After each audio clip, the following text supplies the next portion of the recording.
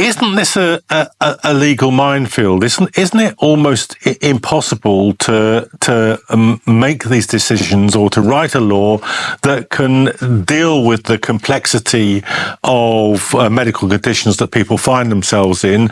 Aren't we almost inevitably heading to some very unpleasant court cases here? Absolutely. I'm very concerned about whether the bill actually, as drafted, is capable of achieving the objective it says it has. The first point to note is I've got a copy of the bill here. It is 40 pages, 40 clauses. It is the longest private members bill, as far as I could establish. So it is incredibly complex, and it's only been published a few weeks before the vote in Parliament, so there's not much time to properly scrutinize it. But from what I've seen so far about it, and I'm happy to go into it, I believe that it doesn't achieve the safeguards that it claims to have. So, one feature, which I think is being much vaunted, is the fact that on top of the two doctors, it has to go to a High Court judge for approval.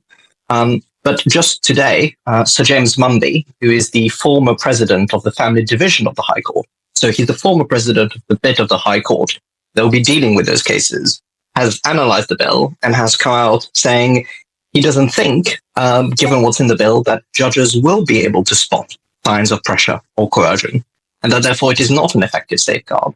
And when it comes to other matters, such as the requirement for terminal diagnosis, as we've heard, these things can be very imprecise. Doctors can disagree with each other. The judge doesn't have the medical competence to be able to say, oh, doctor, yes, I agree this person indeed has 6 months left to live or not.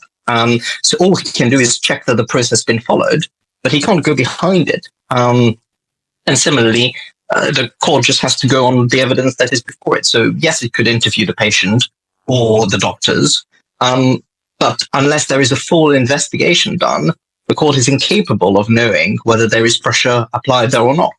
And the same problem applies insofar as the doctors are concerned. So yes, the doctors will be required to speak to the patient, but medical confidentiality still applies. So they are not able to speak to family members without the patient's consent.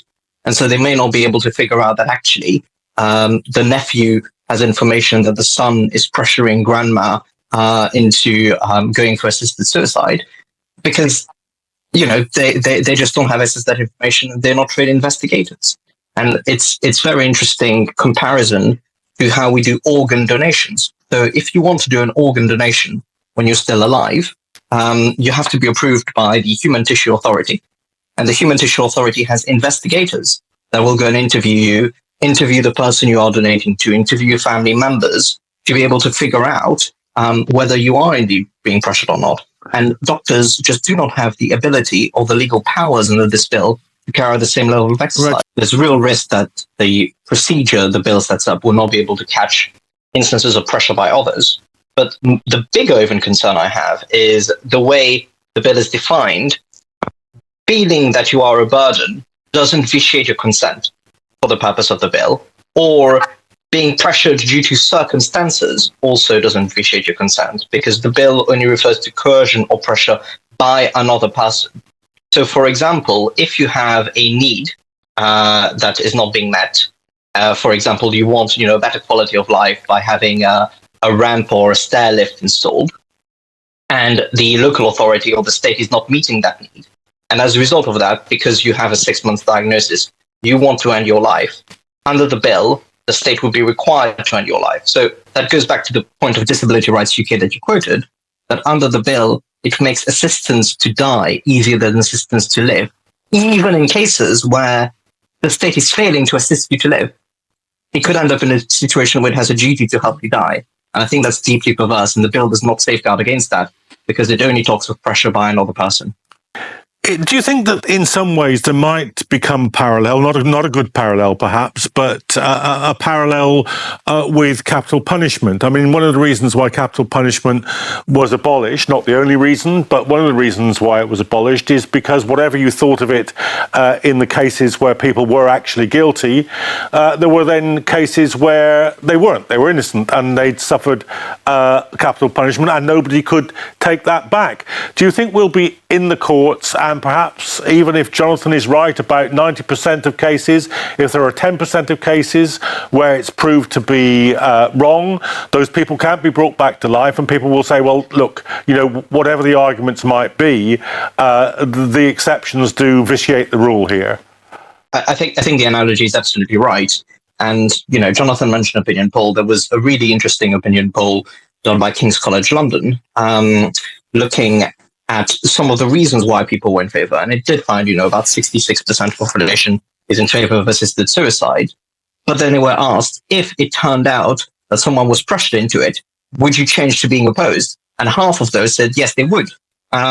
So once you factor in the possibility of mistake, actually there isn't majority support for that.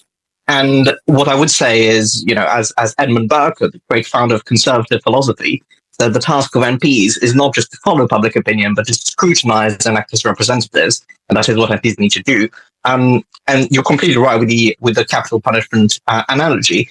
There is no risk-free option. Lord Sumption, the former Justice of the Supreme Court, who has now come up actually in favor of assisted suicide, had an article where he was very honest, and he said there is no risk-free option. Some people will be pressured into it. He personally thinks it's worth it for the benefit that it brings, as Jonathan outlined, to those who are in great pain, to allow them to die with dignity. But other people, and I would certainly count myself in that category, would think that the risk of one wrongful death is one too many. And there is another analogy with capital punishment.